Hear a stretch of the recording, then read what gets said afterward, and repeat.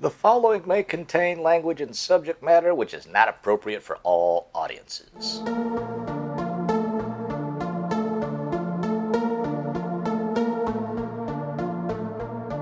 Hi, everybody. Thank you for joining us here on the Low Fact Podcast. We got Andy and Matt. and I'm Dave. And that sounded really, really stupid now that we just did it, so we probably won't do that again. Okay, so another streamlined topic. Here's one that seems like a bit of a contradiction. Ooh. I find it kind of odd that the more people try to get rid of or dissuade a negative thing, it seems to get worse. For example, in schools today, there's this, in life today or whatever, just in the popular arena today, there's this whole anti-bullying thing going on where no one's supposed to bully anybody else. Now, it just seems like that makes the bullying worse because now the person being bullied does not really try to do anything to stop the bullying. And then the bullying gets worse and worse, and they don't really tell anybody, or if they do, then the bullying gets worse and worse. And having a couple of kids like kill themselves over it. It's a rough one. Now, I've got a predilection towards violence, but I'm not a violent person, I don't think. But,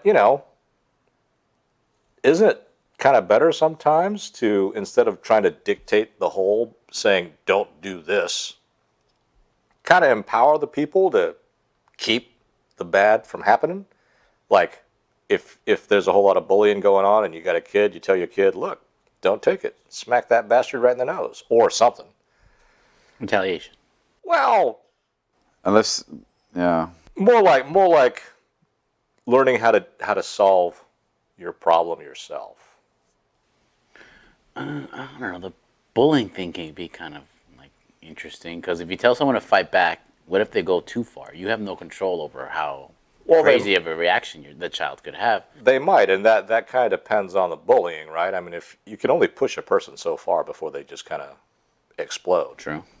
But in the sense, if you've got a guy that's bullying another kid, a lot of the times, it's been my experience, the bully doesn't know that they're being a bully.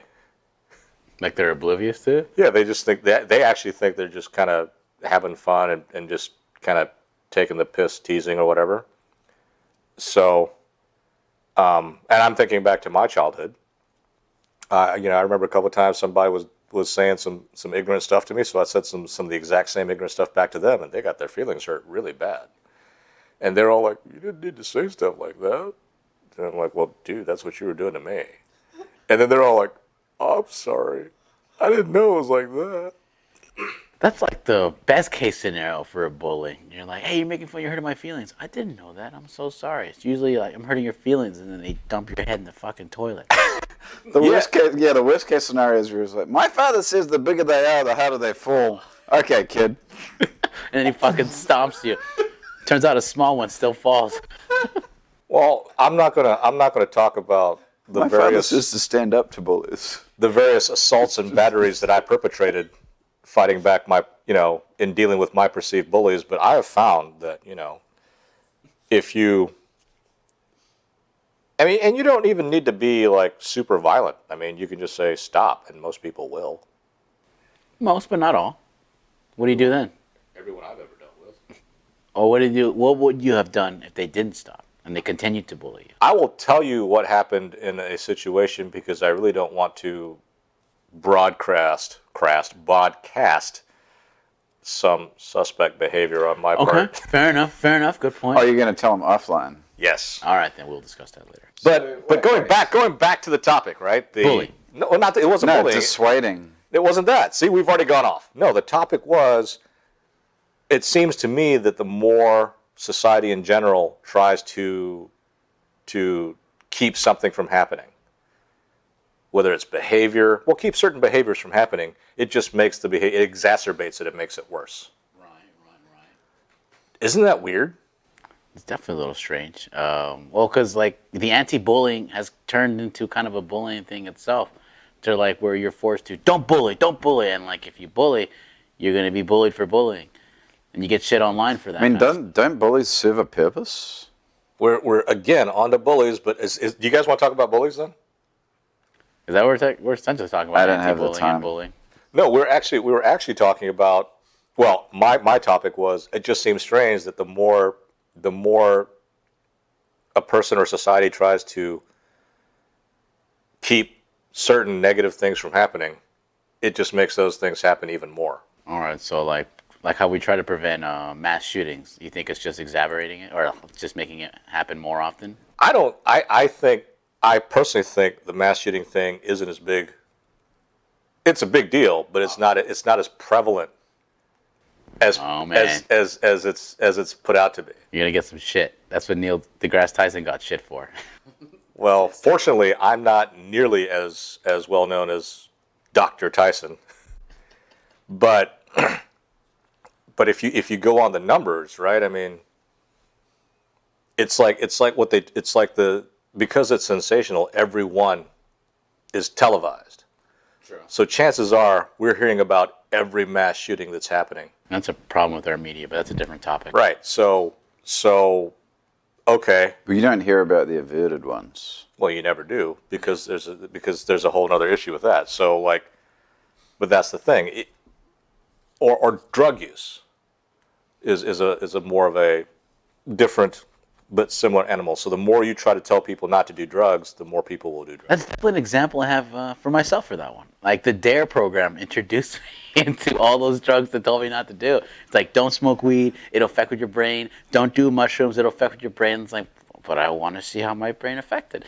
And so I didn't know about any of those things until the DARE program kind of taught me about it. And it told me, don't do these. But as a child, you're like, fuck that, I'm going to try it. You're rebellious as a youth. So I see what you mean. It can make it worse sometimes.